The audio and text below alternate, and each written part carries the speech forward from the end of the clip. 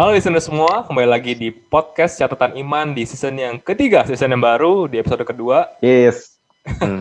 Bersama So dengan excited. gua Victor dan juga ahli Alkitab di seberang Aduh, ahli Alkitab jangan, Pak. Dennis. Dan apa kabar Dan?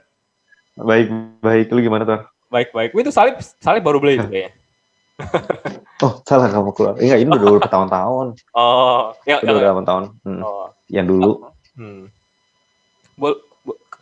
Kenapa di ini Dan? Dimasukin Dan? Nggak apa-apa kan Dan? Dikeluarin juga. Nggak apa-apa ya, luar. Enggak. Kita harus harus humble ya, humble. Oke. Palsu. Bukan. Oke, Dan kira-kira kita di episode kedua ini, kira-kira kita mau bahas apa nih? Di episode yang kedua ini mungkin kita mau ngebahas sesuatu yang lagi ngetren banget nih. Maksudnya mungkin di Amerika ya, ataupun mungkin di seluruh dunia kali ya. Ya, itu adalah nubuatan dan nabi palsu. Nubuatan dan nabi palsu. Ini akan kita bahas karena mungkin ini yang lagi ngetren banget, nubuatan di mana-mana, nabi palsu di mana-mana, dan kita kan udah sama-sama tahu bahwa di akhir zaman Tuhan juga udah bilang bahwa akan muncul nabi-nabi palsu. Dan ya itulah, maksudnya nabi-nabi nggak bisa dipisahkan dari nubuatan ya, maksudnya. Makanya nabi, prophet ya profesi gitu, makanya ya ada korelasinya memang. Makanya itu yang akan kita bahas mungkin ya di hari ini. Tapi mungkin kita akan ngebahas dari beberapa link kali ya. Jadi maksud kita juga dari orang yang bernubuat lah ya. Betul. Yang levelnya jauh lebih tinggi. Kayak kita mau langsung masuk atau? Dan ini juga Dan ya, pas banget ya, kayak di awal tahun ya. Karena biasanya di awal tahun ini, biasanya di akhir tahun lalu biasanya banyak ini orang-orang yang menubuat ya, akan 2021 tuh tahunnya seperti apa. Oh iya. Kita lihat. Tapi hari ini kita akan ngebahas mungkin kita akan ngebahas dari yang nubuatan yang sebelumnya, karena kalau kita ngomong soal 2021, kita kan baru awal, nggak adil untuk kita ngejudge nubuatan di awal gitu. Maksudnya iya nggak sih? Kan nggak bisa kita judge sekarang gitu. Jadi kita akan ngebahas yang tahun-tahun sebelumnya lah, gitu, yang tahun 2020 kali ya, udah lewat kan kita di awal, ya kita mau lihat gimana hasilnya dari penubuatan ini. Siap. Oke. Yuk kita nonton dulu ya. Salah satunya adalah munculnya kuasa tertinggi setan. Bahwa tahun 2020 ini akan ada bahaya dan malapetaka maut dari penguasa tertinggi setan atas bangsa-bangsa. Seperti apakah kegenapan nubuatan Tuhan ini? Ulat-ulat tahun ini dipesankan Tuhan tentang malapetaka. Oke. Jadi sebenarnya sih kalau kita mau lanjutin lagi lebih panjang ya. Tapi intinya adalah dia dari sini kan dikatakan bahwa akan ada penguasa setan yang menjadi kekuasaan tertinggi daripada bangsa-bangsa. Dan seperti apakah, dan ini digenapi sebenarnya adalah dari virus corona. Jadi virus corona itu adalah bentuknya crown kan, crown artinya adalah mahkota, dan itu adalah corona itu penyakit. Kita tahu siapa sumber dari penyakit adalah iblis, which is kalau kita terjemahin secara perumpamaan, it's quite true gitu loh. Maksudnya itu ya dia penguasa tertinggi dan dia berhasil memundurkan semua bangsa ya. Waktu itu kita pernah bahas tentang corona juga, dia conquering, maksudnya dia benar-benar menaklukkan semua bangsa lockdown, krisis, jatuh, bangkrut, segala macam, hancur ya. Maksudnya nggak ada satupun bangsa yang berhasil surplus gitu, maksudnya gue berhasil thriving di tengah nothing. Semua kali ini benar-benar seluruh dunia pandemi. Nah, mungkin kita mau bahas dari satu persatu atau kita mau langsung lanjut lagi ya, baru kita bahas. Lanjut aja kali ya. Nanti kita bahas langsung lanjut aja ya. Oke. Kalau gitu yang kedua juga masih tentang corona, karena di tahun 2020 ini ngetren banget tentang corona ya. Kita setel dulu ya. Untuk melakukan seperti apa yang telah dilakukan oleh Tuhan Yesus, yaitu dengan menghardik badai itu dan berkata, "Diam, tenanglah. Karena itu sekarang saya memerintahkan kepada COVID-19 dan kepada krisis ekonomi dengan berkata, diam, tenanglah. Kita sekarang memasuki peperangan rohani yang dahsyat. Mari, saya mengajak saudara untuk berdoa seperti itu." Oke, ini adalah nubuatan yang kedua dari pendeta Niko. Kita lanjut lagi ke nubuatan yang ketiga. Kalau ini bukan dari pendeta. Ini bukan dari pendeta ya. Tapi ini juga nubuat. Jadi kita akan bahas juga. Sekalian kita bisa bahas perbedaannya ya. Antara nubuatan dari orang kekristenan dengan yang lain. Yang aneh-aneh bikin saya tuh tidak bisa tidur, bikin saya tuh terganggu dan tidak nyaman. Kalau saya melihatnya waktu itu saya melihat laut nangis. Kalau saya lihat sih masih ada pesawat satu lagi. Oke. ini adalah nubuatan yang terakhir daripada Bayu. Dia melihat lautan nangis akan ada pesawat yang jatuh di lautan. Wow, dan ini cukup akurat. Ini cukup akurat. Oke. Kalau kita udah lihat tadi ya, maksudnya dari 3 video singkat, yang kenapa kita nggak bisa setel semuanya, karena kalau kita setel dari awal ke akhir tuh pasti lama banget, panjang banget, dan akan bercampur dengan bahasa roh. Jadi maksudnya kita juga nggak mau waktu teman-teman juga, jadi kita langsung aja, kita potong sesingkat mungkin, dan langsung ke intinya. Nah, langsung aja nih Tor, kita ngebahas 3 ini. Gimana pendapat lu tentang nubuatan-nubuatan, atau gimana sih cara kita menyingkapi nubuatan yang diberikan baik oleh pendeta ataupun oleh orang di luar kekristenan. Yang intinya nubuatan itu ya foretell maksudnya ngebahas masa depan lah. Iya. Buat gue sendiri sih, saya jujur ya, dan gue secara pribadi, gue kayak sempat bilang lalu, gue sih kurang tertarik sebenarnya mengenai nubuatan, karena menurut gue kayak ya udah, apa yang terjadi di depan sana, ya pasti Tuhan pasti akan juga berada di pihak kita lah, jadi sebenarnya nggak ada yang perlu kita takutkan gitu. Tapi bukan berarti bahwa kalau orang yang suka nubuatan salah, itu juga nggak juga gitu, bahwa karena kan Tuhan juga bilang salah satu karunia roh kan karunia bernubuat ya, jadi nggak mungkin kalau sesuatu yang salah tapi Tuhan kasih gitu. Jadi cuma memang kalau gue sendiri sih secara pribadi kurang tertarik, tapi kalau gue boleh untuk komentar, menurut gue sih gini, nubuat itu perlu tahu bahwa kayak nubuatan yang ada sekarang itu yang kita dengar di video-video tersebut, dan dengan nubuatan yang ada di Alkitab tuh menurut gue agak sedikit berbeda ya, gitu. Karena kalau nubuatan yang sebenarnya nubuatan itu sebenarnya apa sih? Menurut gue itu adalah suatu pesan dari Tuhan ya. Bagaimana Tuhan sebenarnya mau berkomunikasi dengan umatnya melalui messenger gitu, melalui messenger yaitu nabinya, gitu. Dan kalau di Alkitab kan itu biasanya nubuatannya itu berupa berupa peringatan, ada beberapa juga bersifat ketetapan Tuhan gitu, apa yang Tuhan mau untuk umatnya lakukan gitu, dan itu sudah ada di Alkitab gitu, dan dikatakan juga ya Alkitab itu udah komplit gitu loh. Jadi istilahnya setelah itu nggak ada nabi satupun sebenarnya boleh menambahkan suatu ketetapan baru dalam Alkitab gitu, karena sudah komplit. Jadi dalam dimensi itu ya berbeda gitu, bahwa nubuatan yang datang setelah zaman Alkitab ya bukan lagi bersifat ketetapan gitu. Makanya yang kita dengar lebih banyak bersifat prediksi kali ya, bisa gue bilang akan terjadi ini, akan terjadi itu, tapi bukanlah sesuatu yang merubah esensi ataupun sesuatu yang bisa menambahkan doktrin Kristen gitu sebenarnya. Dan tapi menurut gue ini jadi dilema juga sih gitu. Karena harusnya kan kalau nubuatan itu ya betul sih, gue tuh juga pernah nonton satu video lu mengenai nubuatan, dan di situ kan lu juga ngomong bahwa ada juga nubuatan yang sebenarnya tidak terjadi kan, di delay dan segala macam. Tapi menurut gue kan kebanyakan mistake sebagian besar kan terjadi gitu kan. Tapi, yang gue lihat kebanyakan sekarang yang itu kebanyakan lebih general gitu loh, lebih general dan lebih bersifat prediksi gitu. Dan betul. Yang gue tahu adalah harusnya apapun karunia roh yang Tuhan berikan, ujung-ujungnya itu harusnya berujung pada Tuhan juga gitu. Ujung-ujungnya adalah memuliakan nama Tuhan gitu. Tapi yang gue perhatikan, dan yang gue bingung kadang-kadang nubuatan-nubuatan ini pertama nggak sama sekali membawa nama-nama Tuhan.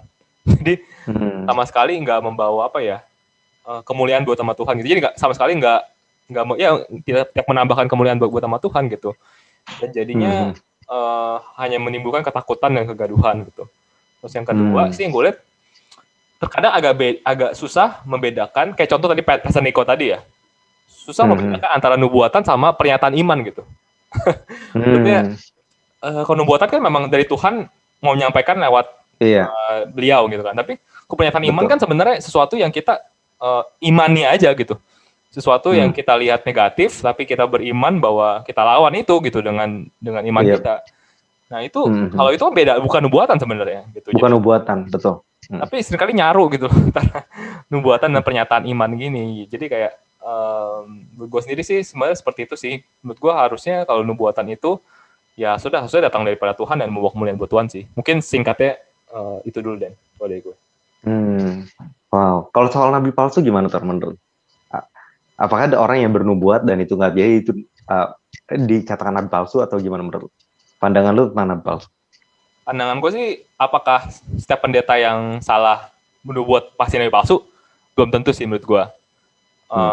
Biasanya nabi palsu itu bernubuat biasanya itu untuk menarik kemuliaan buat dirinya sendiri sih menurut gua.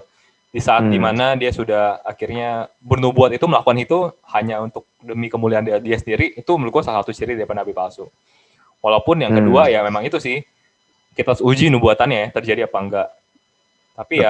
Tapi ya biasanya sih itu sih, dia akan either dia buat kemuliaan buat diri sendiri atau enggak dia mengalihkan kemuliaannya dari Tuhan ke yang lain gitu.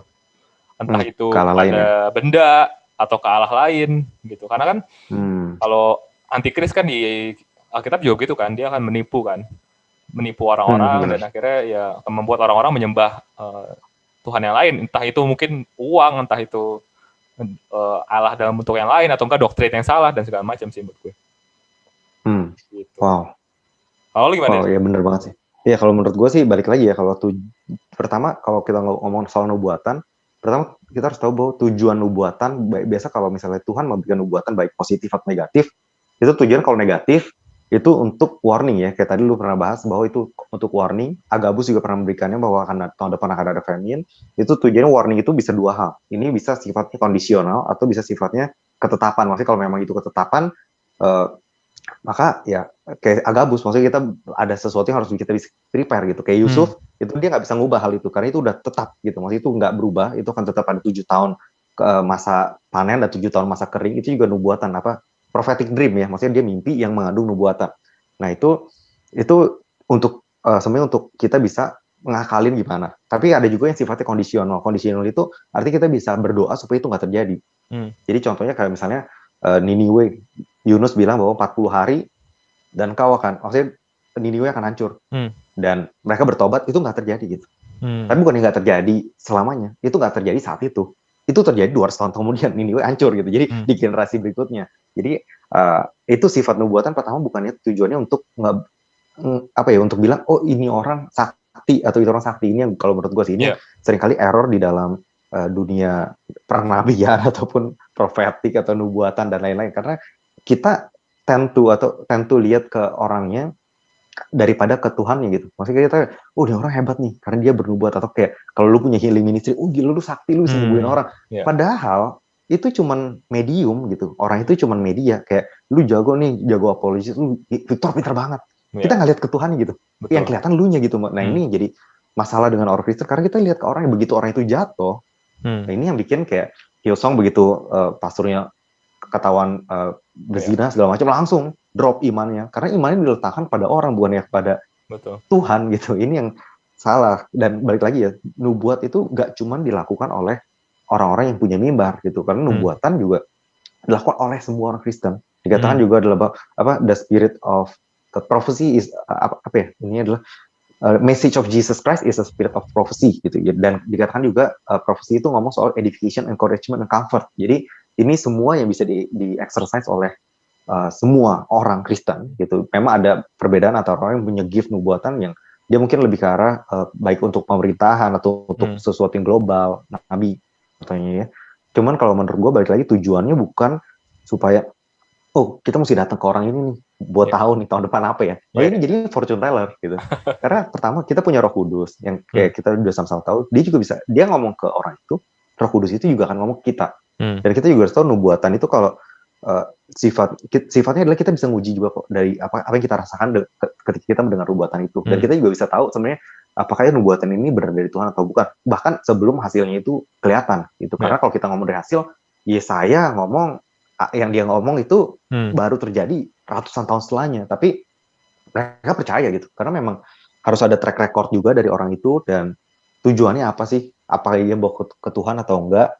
Dan kalau memang maksudnya kalau negatif ya itu berarti supaya kita bisa bertobat kah atau apa atau berdoa. Kalau memang itu positif ya biasa tujuannya supaya kita stay on gitu, stay on the track. Contohnya adalah Yusuf, dia diberikan mimpi menjadi seorang raja dari kecil. Kenapa dikasih mimpi jadi raja dari dia kecil? Karena ini gue percaya adalah karena itu harus ditaruh Tuhan dulu di dalam hatinya, supaya ketika dia harus ngelewatin 13 tahun masa sulit. Maksudnya dia harus lewatin masa penjara, dia harus lewatin jadi dijual. Jadi ketika Tuhan kasih suatu mimpi atau nubuatan, itu tandanya itu nggak akan datang dengan mudah. Ini yang lo harus tahu gitu, nggak akan datang sesuai dengan prediksi lo.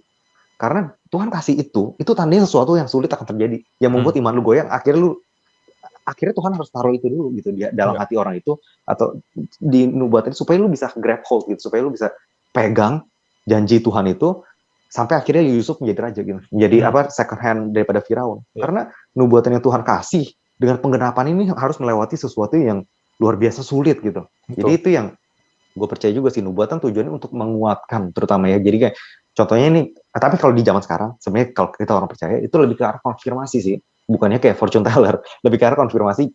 Kenapa perlu konfirmasi? Karena seringkali kita lemah. Contohnya adalah kalau misalnya Victor nih, lu tujuan hidup lu adalah panggilan lu ke pendeta dan lu udah tahu, misalnya lu udah tahu di dalam hati lu udah tahu lu ada keinginan itu, tapi lu nggak yakin. Nah ini yang jadi masalah dengan orang Kristen, kita seringkali nggak yakin gitu. Kita meragukan, ini suara Tuhan apa pikiran gue doang ya gitu. Nah akhirnya disinilah tujuan nubuatan itu untuk mengkonfirmasi, terutama oleh orang yang nggak kenal lu ya gitu. Tiba-tiba dia datang misalnya dia ngomong, akhirnya gue ngerasa Tuhan pengen lu menjadi seorang gembala Tuhan deh atau pendeta deh, hamba Tuhan, coba lu doain. Nah ketika lu dengar itu mengkonfirmasi gitu, apa yang lu udah pikirin, lu udah tahu dulu, itu mengkonfirmasi dan itu menguatkan lu untuk oke, kalau gitu gue straightforward, gue move on. Itu sih sebenarnya kalau menurut gue konfirmasi. Biarpun ada juga afirmasi yang kayak tadi ya, maksudnya kayak prediksi, itu afirmasi ya. Cuman gue juga balik lagi, kalau misalnya itu negatif ya, tujuannya mungkin harusnya juga orang yang bernubuat jangan cuma asal ngomong doang, maksudnya at least ada, ya udah kalau memang itu negatif, bawalah bersama dalam doa, atau maksudnya ada kembali lagi semuanya ke Tuhan. Kalau memang itu positif ya make sure lu juga mengencourage, karena kalau positif juga itu jadi kita nggak tahu itu dia lagi bernubuat atau pernyataan iman kayak tadi lu bilang kan, kalau yang positif kan. Karena kalau positif kita biasanya kalau nggak terjadi nggak apa-apa, ngerti gak sih? Kalau nggak terjadi juga nggak apa-apa kan, maksudnya kayak karena kita pikir ya udah itu ya, semua gereja juga setiap tahun tema 2021 restoration, iya nggak sih? Maksudnya tema 2020. Nah, yang jadi masalah kan beda-beda nih setiap gereja. Nah, jadi nubuatan yang benar yang mana? Sebenarnya kalau menurut gue ya itu yang sulit dibedakan adalah itu dia pernyataan iman atau nubuatan gitu. Karena bedanya adalah kalau pernyataan iman ya berarti itu elu ke Tuhan dan Tuhan bisa jawab, bisa nggak? Kalau nubuatan itu Tuhan ke lu. Dan ini bukan soal elu ya. Ya bagian kita bisa berdoa supaya itu bisa terjadi atau tidak terjadi ataupun bisa delay, karena memang di Alkitab juga ditulis bahwa beberapa hal itu delay. Contohnya adalah Hezekiah dibilang oleh Yesaya lu akan mati, kemudian dia berdoa dikasih 15 tahun lagi. Ini delay, jadinya dia tetap mati tapi ada ekstra 15 tahun. Tapi ada juga delay di mana kayak Samuel bilang bahwa ke Saul, hari ini juga the kingdom is tear apart gitu. Tapi sampai Samuel mati dia masih jadi raja. Kenapa? Karena ada waktu gitu. Tapi kalau lu lihat di Alkitab ditulis, Samuel nulis tuh hari ini, today the kingdom has been torn apart. Hari ini kerajaan Israel tuh udah pecah, diberikan kepada your neighbor is better than you, David gitu. Diberikan pada salah satu daripada orang Israel, saudara lu sendiri, yaitu Daud gitu. Tapi kenyataannya itu butuh waktu lama banget sampai pengenapannya gitu. Jadi ini yang gue percaya sih Masku tuh kadang ya hal-hal kayak gini yang, dan dia juga anoint David kan, maksudnya dia mengurapi Daud.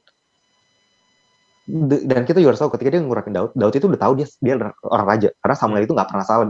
No word daripada Samuel itu fall to the ground, jadi nggak ada satupun perkataan Samuel yang nggak terjadi. Tapi nubuatan itu diberikan, kenapa? Karena Daud harus lewatin Goliat, lu bayangin lewatin mau dibunuh sama Saul, lewatin segala macam hal loh. Jadi tujuan nubuatan seringkali kepada seorang karena dia harus lewatin sesuatu yang sulit gitu. Jadi itu kalau positif. Kalau negatif ya balik lagi bisa berdoa supaya itu tidak terjadi atau supaya kita bisa menyiasatinya. Tapi balik lagi itu bukan soal orangnya. Oh si A asli nih, sakti nih, nabi asli, nabi palsu atau siapa. Nah kalau soal nabi palsu lu udah ngomong dengan benar sih. Maksudnya balik lagi ke karakter orang tersebut dan dia punya doktrin itu udah fix, karena memang Tuhan juga bilang bahwa dia akan mengizinkan nabi-nabi palsu itu membuat tanda dan itu terjadi. Dia bernubuat dan itu terjadi. Tujuannya adalah untuk menguji manusia. Manusia tuh mau tetap menyembah Tuhan atau kepada Allah lain ketika hal tersebut terjadi. Itu tujuannya. Allah lain itu bisa juga kepada orang itu loh. Jadi waktu itu lu ngomong bagus banget ketika kita ngomong ya ada berapa orang istilahnya fortune teller juga ngomongnya menyembah Tuhan, tapi Tuhannya siapa? Setan juga Tuhan loh. Itu benar banget tuh. Itu kata lu itu benar banget, karena memang sebenarnya kata Tuhan itu adalah intinya siapapun yang kita sembah gitu. Jadi kalau memang kita menyembah orang itu ya orang itu dijadi Tuhan lu gitu sih kalau menurut gua. Betul. Ada lagi Tor? Eh, Yang lu pengen ngomong tentang nubuatan terus. ini sih paling gue mau nambahin mengenai ini sih menurut gue ya bahwa Heeh. tadi lu sempat mention juga nubuatan itu ada yang bersifat ada yang positif ada yang negatif kan. Kondisional. Nah, Iya. tapi menurut gue gini, kalau itu benar-benar nubuatan dari Tuhan, mau seberapa negatifnya pun atau enggak seberapa sulitnya pun keadaan yang akan datang, pasti ujung-ujungnya akan selalu ada pengharapan gitu. Nah, that's true. Iya. Bahwa karena apa ya, yang namanya karena kita percaya Tuhan itu kasih. Iya. Jadi, dan di dalam kasih itu tidak ada ketakutan gitu. Jadi kalau andaikan nubuatan itu semuanya isi ketakutan, kita harus raguin gitu. Raguin ini datangnya dari mana gitu, dari setan apa dari Tuhan? Karena banyak orang yang bernubuat itu kayak ya udah tahun depan bakal ada ini, ada ini. Tapi ujung-ujungnya itulah yang penting berdoa aja sama Tuhan. Tapi kayak ujung-ujungnya menimbulkan ketakutan, kekhawatiran buat umatnya gitu. Dan menurut gue kayak itu juga gue perlu lakukan sih, karena kalau isinya semua ketakutan itu kan emang ini tujuannya setan ya, bukan tujuannya Tuhan gitu. Betul. Kan kalau kita baca di kitab Wahyu gitu ya, kitab yang nubuatan yang paling serem gitu kan. Karena kan karena penggambarannya kan sangat-sangat luar biasa di Wahyu, ada naga dan segala macam. Ekstrim. Iya. Dan itu juga percobaannya juga gila-gila. Tapi kalau kita lihat itu ujung-ujungnya tuh selalu membawa pengharapan gitu. Iya. Jadi ini gue ada quote biar kita lebih alkitabiah ya. Jadi kalau teman-teman baca tuh di Wahyu 21 ya, gue bacanya ayat 1 sampai 4. Lalu aku melihat langit yang baru dan bumi yang baru, sebab langit yang pertama dan bumi yang pertama telah berlalu dan laut pun tidak ada lagi. Dan aku melihat kota yang kudus, Yerusalem yang baru turun dari sorga dari Allah, yang berhias bagaikan pengantin perempuan yang berdandan untuk suaminya.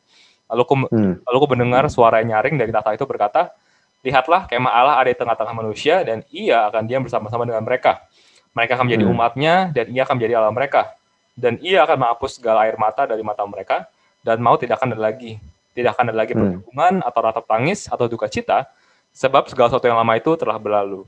Jadi kayak terlepas kayak sebelumnya itu nubuatannya serem-serem, tapi ujungnya membawa pengharapan gitu. Jadi akhirnya positif, nubuatan itu tuh kasih tahu pada kita bahwa kita harus tetap menjaga iman kita gitu. Walaupun nantinya masa-masa itu akan sulit banget, tapi tetaplah jaga iman kita karena ada pengharapan ya kalau kita ngejaga iman kita. Ada pengharapan. Gitu. Jadi enggak left to despair gitu loh. Banyak kan tuh nubuatan sekarang apa kayak contoh yang Mbah Yu yang sempat heboh viral itu kan. Itu kan semuanya isinya despair kan. Kayak akhirnya presiden bakal diganti walaupun bakal direvisi lagi. Dan revisinya agak konyol kan. Lu tahu kan revisinya dia bilang tadi 2021 sampai jadi tahun 2024. Ya which is emang ganti presiden jadi pasti diganti. Jadi kayak itu kan hanya membawa ketakutan, despair. Itu bukan itu jelas bukan dari Tuhan gitu. Karena kalau Tuhan pasti ujung-ujungnya membawa pengharapan yang gue bilang tadi gitu. Jadi itu sih menurut gue salah satu cara kita menguji nubuatan ya kalau menurut gue. Wow, itu benar banget sih. Iya benar banget. Tuhan tuh selalu memberikan, intinya adalah ujungnya pasti baik sih. Bahkan ketika dia juga seringkali kan lewat Yeremia segala macam dikasih warning ya. Ini Nebukadnezar akan datang segala macam mau ambil lu, dan udah sampai diserang bahwa dia juga sempat ngomong bahwa kayak udah lu nyerahin diri aja gitu, nyerahin diri lu berada di bawah dia selama berapa 70 tahun nanti lu akan dibebasin. Nah, jadi ada deadline ada setelah 70 tahun lu akan dibebasin, lu akan kembali dan Tuhan akan kembali menanam lu, intinya semua akan kembali normal segala macam. Dan dia selalu intinya adalah membawa pertobatan sih. Intinya kayak ada judgment. Dan dia selalu ngomong bahwa kalau lu kembali dengan seluruh hati lu untuk return to God, maka dia akan dia mampu untuk restore you gitu. Dia mampu untuk memulihkan lu, dia mampu memakai siapapun untuk bisa mengembalikan lu ke tanah di mana lu udah di plug up gitu. Dan kita lihat juga Israel benar-benar menjadi Israel gitu tahun 1948 gitu. Sebelumnya tuh Israel tuh udah kacau gitu setelah 70 AD ya, maksudnya udah kacau dan itu jadi Israel lagi gitu. Jadi itu sih intinya adalah bahwa Tuhan tuh selalu, bahkan ketika di perjanjian lama, di zaman judgment ya, maksudnya di zaman judgment itu pun selalu ada janji harapan akan sesuatu yang maksudnya akan janji Tuhan yang dia nggak akan ninggalin Israel gitu. Dia akan ini karena perjanjian lama ngomong soal Israel kan. Betul. Nah, bagaimana mungkin kita di perjanjian baru based on grace kasih karunia kita berada di bawah judgment gitu. Maksudnya kita jadi udah dijudge udah selesai gitu. Kan nggak mungkin. Ini nggak mungkin. Dan yang lu bilang benar banget bahwa seringkali kayak prediksi terutama daripada Bayu itu jelas bukan dari Tuhan. Itu nggak ada yang bagus-bagusnya. Dan kenapa itu terjadi? Waktu itu lu udah pernah bilang bahwa Tuhan itu seringkali menubuat itu adalah pesan dari Tuhan, maka setan juga bisa memberikan pesan dari setan. Artinya yang ngejatoin bukannya Tuhan, itu pertama. Kita tahu siapa yang ngejatoin. Yang ngejatoin adalah iblis. Tujuan iblis adalah kill, steal, and destroy. Ya kalau pesawat itu hancur, ada yang mati, itu gak siapa. Dan yang perkatakan itu siapa, ya itu udah menunjukkan bahwa dia nyembah siapa. Dia mereveal perkataannya kan, kalau nubuat, nabi mereveal perkataan Tuhan. Nah, kalau setan juga punya kaki tangan kan, nah, dia mereveal perkataan setan. Karena nggak ada harapan di situ, kayak yang lu bilang, nggak ada, semuanya kehancuran, doom and gloom, nggak ada positifnya, nggak membawa orang kepada pertobatan, cuman membawa kepada kekhawatiran. Ya, maksud gue tuh, ya itu bener kata lu. Maksudnya, dan ketika kita dengar kayak, oh ya dia juga ngomong soal Tuhan, itu lu bener banget. Tuhan yang mana? Karena setan juga dibilang Tuhan. Tuhan kecil, G-nya kecil, God kecil. Ini juga Tuhan. Jadi ya itu balik lagi sih. Jadi ya kita juga harus lihat gitu. Ketika kita fortune teller segala macam, dan kita juga nggak boleh datang sebenarnya. Kita nggak boleh percaya sama gituan. Iya, betul. Pada fortune teller. Bukan berarti kita nggak percaya nubuat ya. Nubuat itu beda, itu bukan fortune teller. Makanya gue bilang sifat nubuatan zaman sekarang tuh udah overly abuse. Karena jadinya fortune teller zaman sekarang. Nubuatan itu seharusnya lebih ke arah encouragement, edification, and comfort, and confirmation ya. Maksudnya konfirmasi kayak tadi, tujuannya dulu untuk menguatkan orang itu, untuk balik lagi education, encouragement, comfort. Bukannya malah jadi fortune telling, maksudnya ini tahun bagus nih, tahun naga nih, maksudnya ini jadinya nggak gitu beda jauh sama ini kuamnya gitu. Dan kuamnya itu juga banyak yang terjadi loh, makanya dipercaya gitu. Nah, cuma kan tujuan Tuhan bukan gitu ya, bukannya malah supaya manusia, kalau memang dia pengen kita tahu semuanya, buat apa ada iman gitu. Dan nggak perlu khawatir untuk orang yang nggak pernah dengar nubuatan atau nggak pernah kayak dapet Tuhan tentang future ya, karena kenyataannya bahwa dia memimpin kita kok step by step melalui Roh Kudusnya.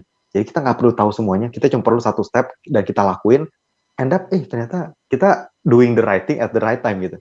Jadi nggak perlu juga kita tahu kayak GPS harus tahu semuanya, kan nggak perlu juga kalau menurut gua. Betul. Itu balik lagi sih. Dan kalau kita ngomong dari satu persatu nih, kayak tadi Father Ministry, apakah kalau menurut lo apa yang dikatakan tuh tepat nggak sih? Maksudnya berarti terjadi kan? Maksudnya apa yang dia ngomongin itu terjadi, berarti itu adalah nubuatan. Kalau menurut lo itu adalah nubuatan? Gue sih belum nonton seluruh bagian videonya, Dan. Cuman kalau lihat dari apakah benar ya, mungkin benar lah ya. Benar kalau terjadi corona dan segala macam. Cuman ya yang gue bingung itu, and then what gitu. Setelah itu apa gitu? Maksud gue, what's then? Sebenarnya menurut gue yang penting tuh adalah berikutnya ngapain gitu. Sebenarnya dibandingkan dengan apa yang terjadi gitu. Karena kalau apa yang terjadi, ya akan terjadi. Tapi kan setelah itu kita harus ngapain, kan itu yang lebih penting sebenarnya. Gitu. Jadi menurut gue kalau apakah nubuatannya benar ya mungkin benar kali ya. Benar ya. Cuma menurut gue cuma menurut gue yang menarik yang kedua nih, Den. Karena sebenarnya kan ya ini dia. Ini lebih menarik nih, karena lebih ngetren juga tuh. Ini dia, gue baru mau masuk. Iya. Karena sempat heboh dulu kan, sempat bertikai dengan salah satu pendeta besar juga kan di Indonesia. Wah, iya. Karena dibilang waktu itu sempat kok nggak salah ya, correct me if I'm wrong. Pak Niko kan sempat bernubuat bahwa akan selesai bulan apa ya, nggak salah dibilang 4 bulan atau berapa akan selesai lah gitu. Cuman ternyata berkepanjangan dan direvisi lagi. Begitu-gitulah ya. Dan itu, nah kalau menurut lu gimana, Dan? Kalau gitu, pertama menurut gue kayak gimana menyikapi nubuatan yang direvisi gitu. Terus kedua, sebagai umatnya gitu, what should they do gitu? Kalau masalah revisi itu udah pasti salah. Kalau menurut gue itu udah pasti salah. Itu udah pasti berarti dia memang dari awal dia nggak dengar dari Tuhan. Tapi kalau tergantung revisinya sih. Maksud gue tuh kadang yang sering kita salah adalah Tuhan kasih nubuatan itu mostly kebanyakan itu nggak punya deadline, nggak ada waktu.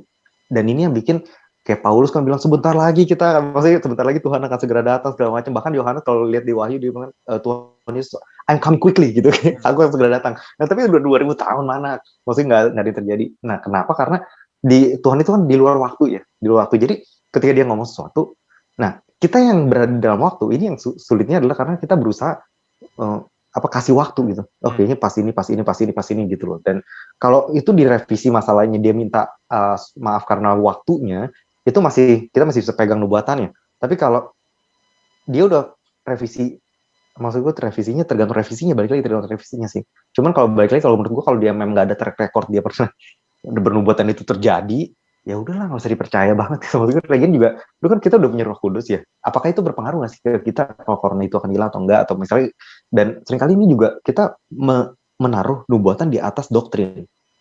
Maksudnya apa? Maksudnya gini loh. Pertama, ketika Tuhan Yesus turun, dia tidak menghilangkan penyakit. Dia nggak menghilangkan penyakit. Itu yang kita harus notice.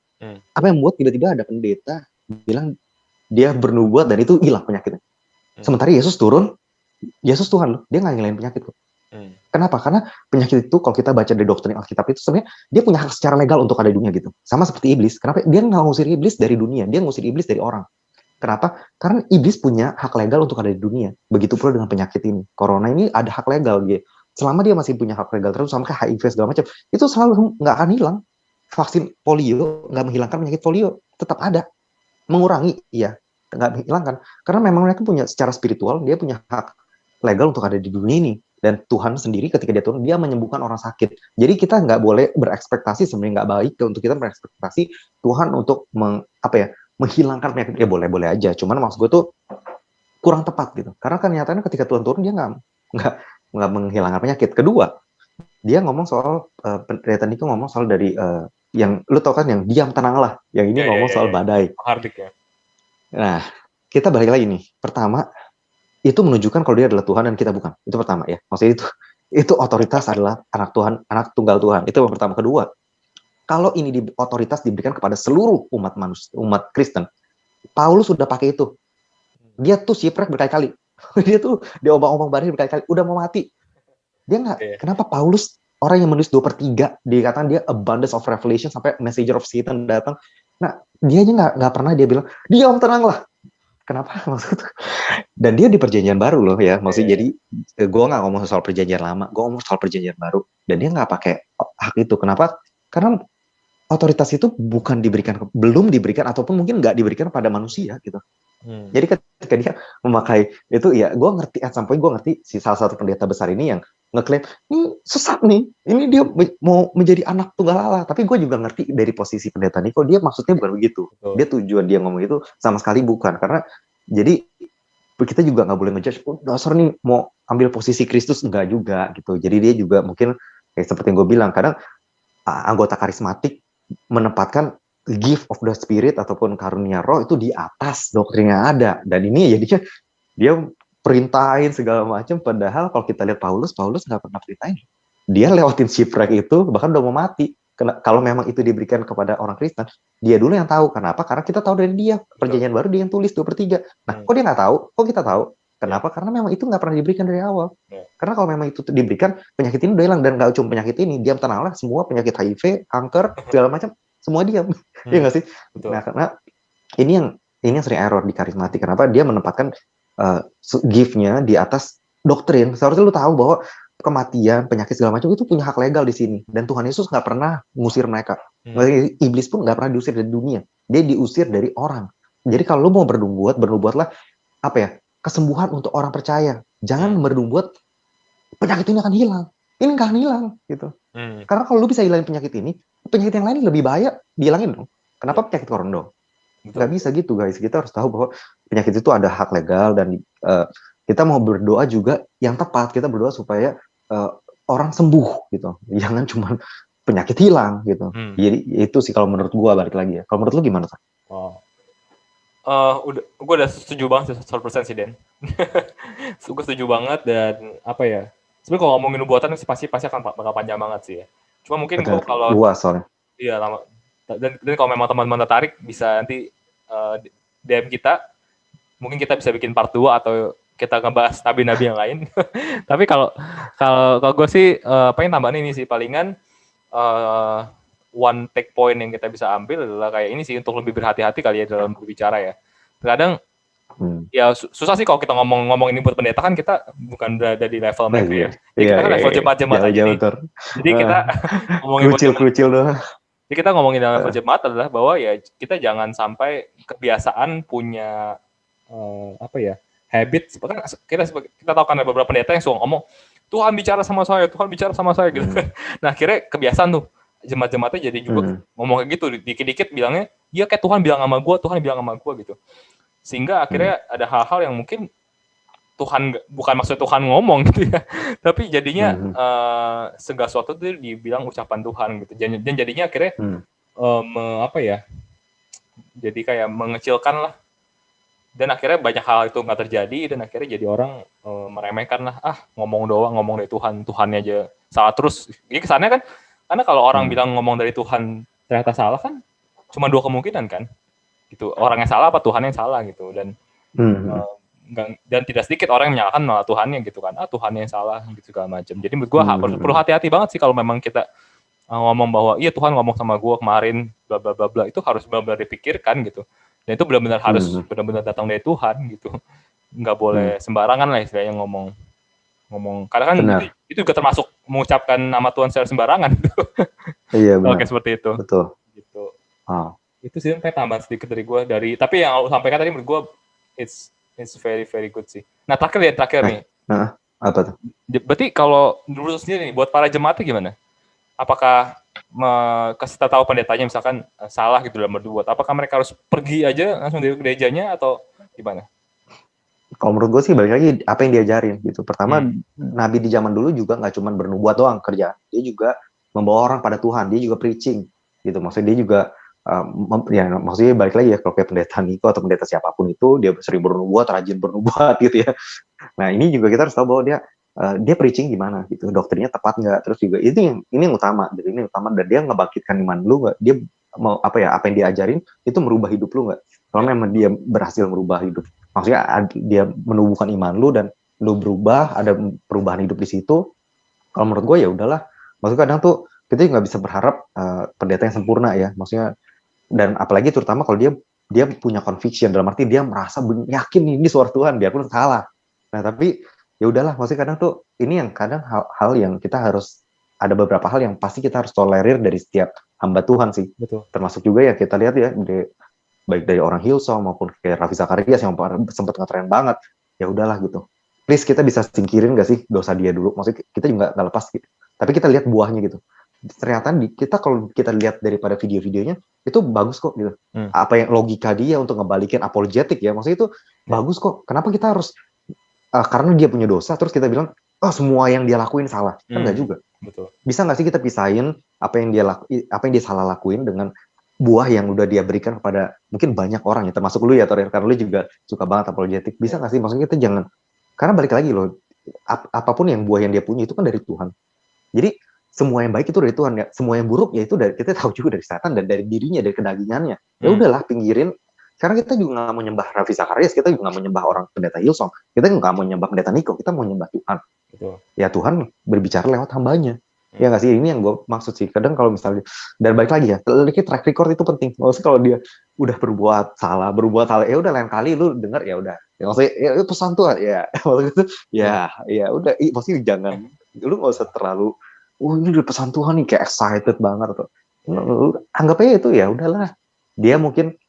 Dia pikir itu pesan Tuhan, dia mungkin tulus dia ngomong itu, tapi ya lu harus tahu juga, berarti kalau kita punya doktrin yang tepat ya, kayak misalnya gue udah bilang Tuhan Yesus turun, dia nggak pernah menghilangkan penyakit, nah kita kan ketahui ketika dia ngomong, tenanglah, ya mungkin itu pernyataan iman, bukannya dari Tuhan. Kenapa? Karena Tuhan sendiri nggak hilangin penyakit guys. Maksudnya kenapa lu berpikir ada satu pendeta yang mampu menghilangin penyakit? Nggak ada satupun kok, Nabi juga nggak ada yang bisa menghilangin penyakit. Dia menyembuhkan orang sakit, dia tidak menghilangkan penyakit. Ini harus kita bedain.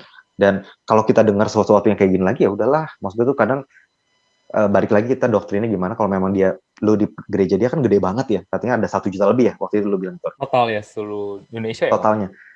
Nah, apakah mereka 1 juta harus hilang semua? Kan nggak juga. Maksud gue tuh, gue percaya bahwa dia juga punya kebaikan lah. Maksudnya nggak semua. Jangan karena nubuatan nggak terjadi dibilang nabi palsu, nggak juga gitu. Kalau memang dia berhasil menumbuhkan iman teman-teman dan membawa kalian lebih dekat ke Tuhan, udahlah. Maksudnya nubuat-nubuatnya nggak usah didengar. Dengar kan dulu juga udah punya Roh Kudus. Jadi kita nggak perlu nubuatan atau nabi-nabi lain kan. Ya maksudnya untuk apalagi untuk prediksi sifatnya ya. Jadi ya udahlah. Jadikanlah itu pernyataan iman. Jangan pernah jadikan. Dan pernyataan iman juga works kok. Kita pernah beriman pas corona, setelah pasca